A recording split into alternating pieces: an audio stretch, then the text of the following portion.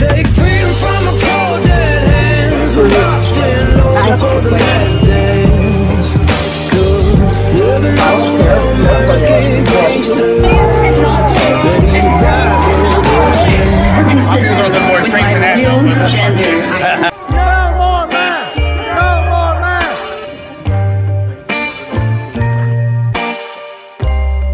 Ready to die for this land.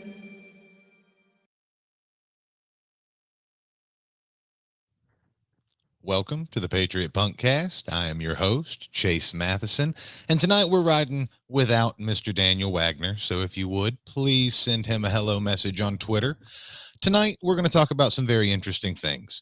If you're watching on YouTube or Facebook, you're going to want to go ahead and move over to X or Rumble, because the topics for discussion tonight will absolutely trigger the Facebook fact checkers and censors and all their algorithms.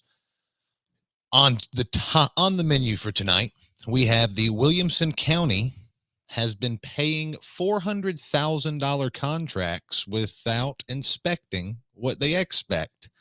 My mom was always a big fan of the phrase "inspect what you expect," and it seems like some people in Williamson County have failed to do that. And then the Coffee County Mayor, Judd Matheny, who unexpectedly passed away last month, turns out had a little booger sugar in his system, and we're going to be talking about all the details there. And then finally tonight, we will also be discussing what I think are deceitful and deceptive marketing tactics being used by a pharmaceutical injection company, we'll say, while we're still live on Facebook. Turns out there's a whole lot of bots promoting these things, and it turns out that they're going to be having a kindergarten roundup at the Trousdale County schools next week. So if you have friends in Trousdale County, make sure you share this video, send it out to them, and when we get to that part, please make sure you screen record. That will not be on Facebook, so jump on over to Rumble. Joining us to talk about this tonight and whatever else is going on in Tennessee is Miss Debbie Baldwin. Hey, Debbie. Hey, Chase. How are you? Yeah, I'm great. How are you doing? I'm hanging in there like a hair on a biscuit. Who are you and what do you do? I hear you.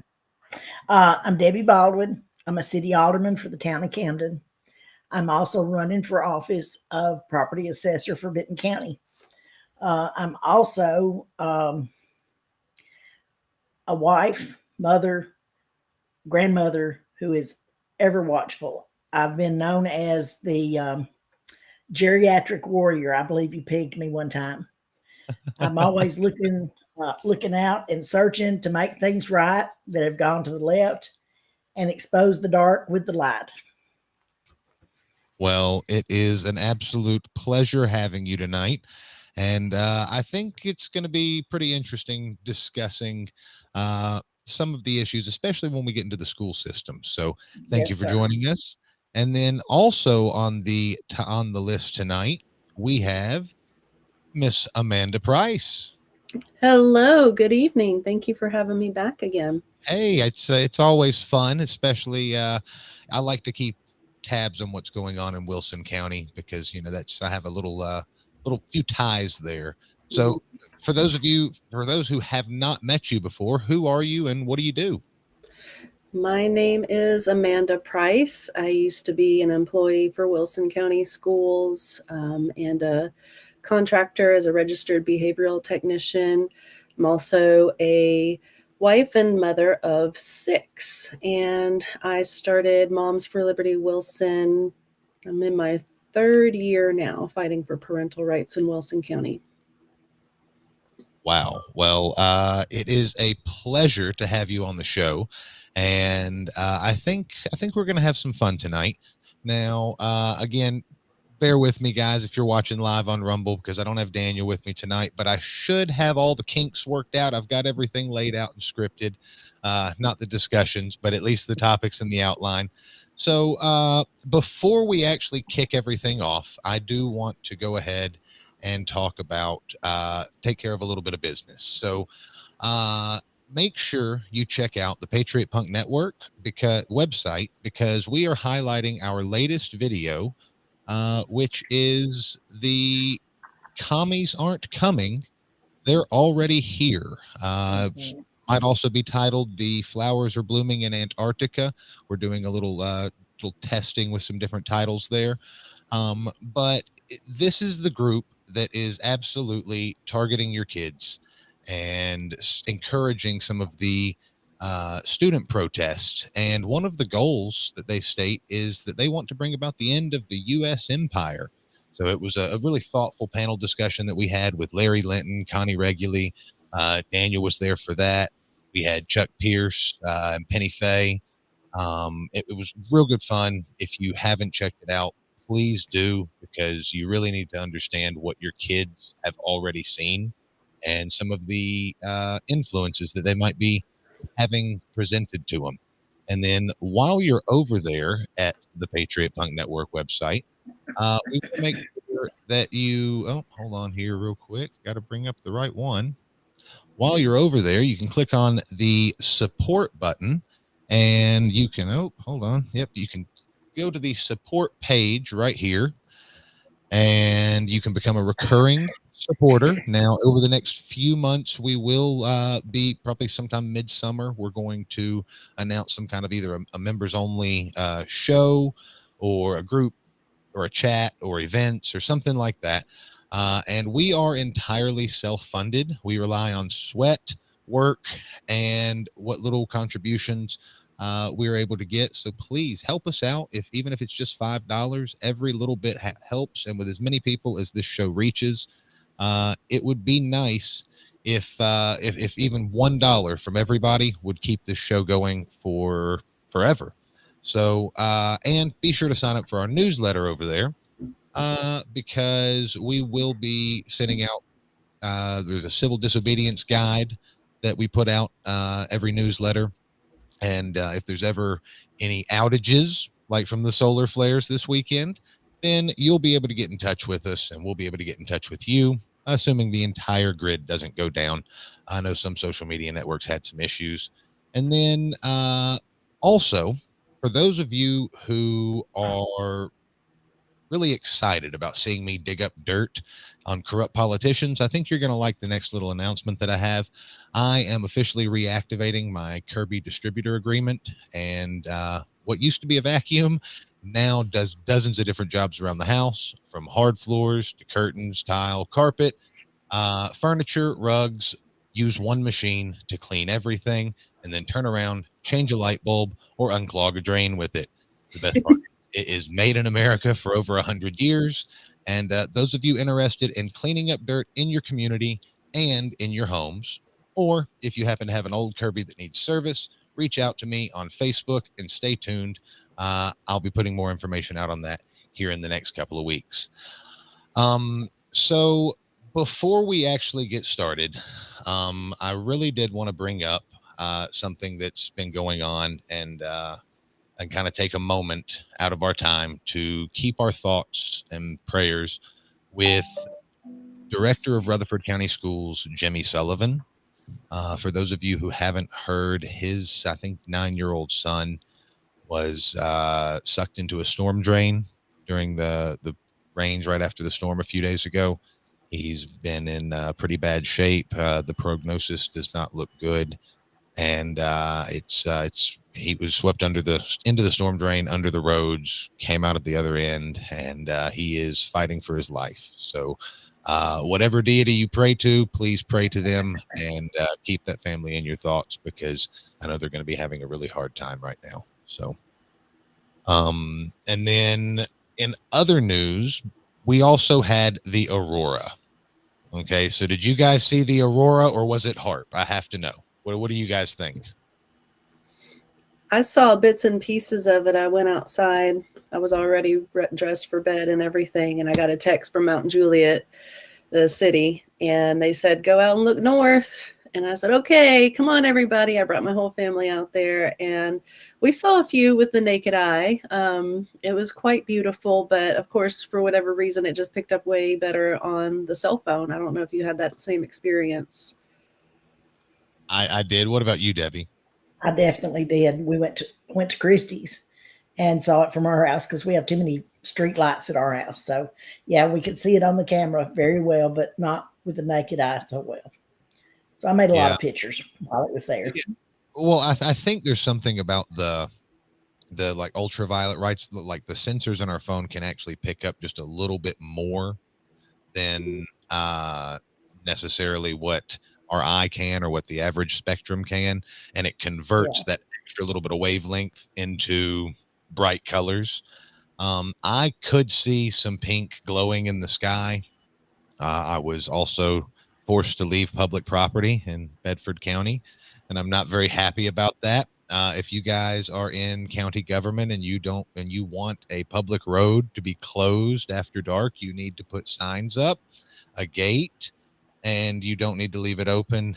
And I would suspect that although they were probably just trying to keep graffiti artists and things out of there, uh, you don't just kick people out of a right. parking lot, especially during the Aurora. I mean, come on, guys. I have a really good phone. I wanted to get pictures, and all the light pollution makes that kind of difficult. So, uh, well, the first thing that I guess we should talk about is, and we're going to bring this up right here. Williamson County Mayor, this is from the Tennessee Conservative. The Williamson County Mayor paid Chamber of Commerce affiliated organization hundreds of thousands in taxpayer dollars under an expired contract without county commission approval. So I know that most of you guys have some experience in local county government. So I don't know if this is really common or not, but it says that this is by Kelly Jackson. Williamson County Mayor Rogers Anderson has been paying Williamson County Chamber of Commerce affiliated organization $400,000 contract that had apparently lapsed without anyone noticing.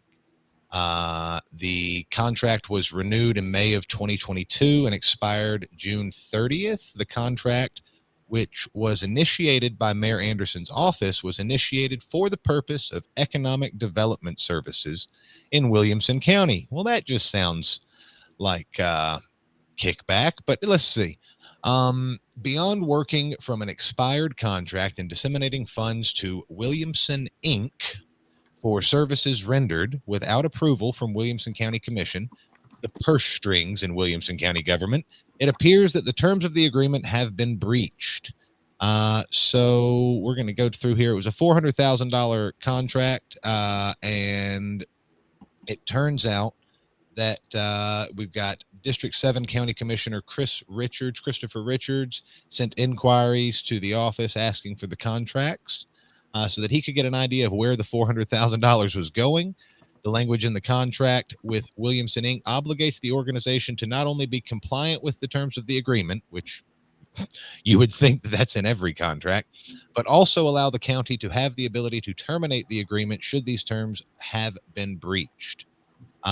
It says that Williamson Inc. is obligated to provide an annual report to Williamson County Board of Commissioners on or before February. Well, before we go into this contract, let me ask you guys some questions, especially Debbie, because Debbie, you've been in county-related government for quite some time.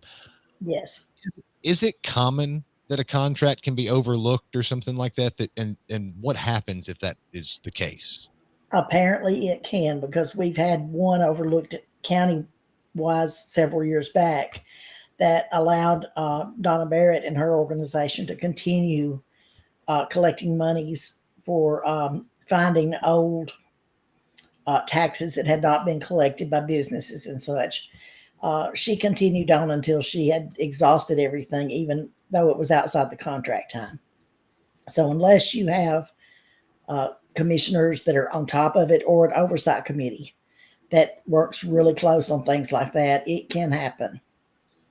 Now, It can happen. When we say it gets overlooked, if it's an organization or something that is meant to be providing a service, Donna Barrett's office, for instance, Right. and they're paying in, they're sending you in money. How is that different from if they were like to violate the terms of the contract and no one caught that and it continued. Is there any difference? Is that more common, less common, No, or about the same? there's really no difference. I would think it would be pretty close to the same. We had a few years back a official that was spending a loan and grant amount, and nobody knew where the money was going or how much was going. So we did form an oversight committee to dispense that particular amount of money to be sure it was going where it was supposed to be going. So sometimes you form a committee to be an oversight on certain situations that you may have concerns about, that type of thing. I just find it so hard to believe that somebody just continued to write checks to a company and didn't question, like, hey, who is this company, or or what are we getting in return for it? I mean, It happens. You have too many different people taking care of the books. You'll have one that writes a check and one that balances the books and one that signs the contract. You've got too many people involved that it can slip through the cracks. I feel like you've got one person that's just the check writer, and they write whatever gets stuck in that stack, and someone else just audits whatever books were in there, and it was allocated. Yes. And when you try to look at Amanda, have you ever tried to look at like the budget for Wilson County schools?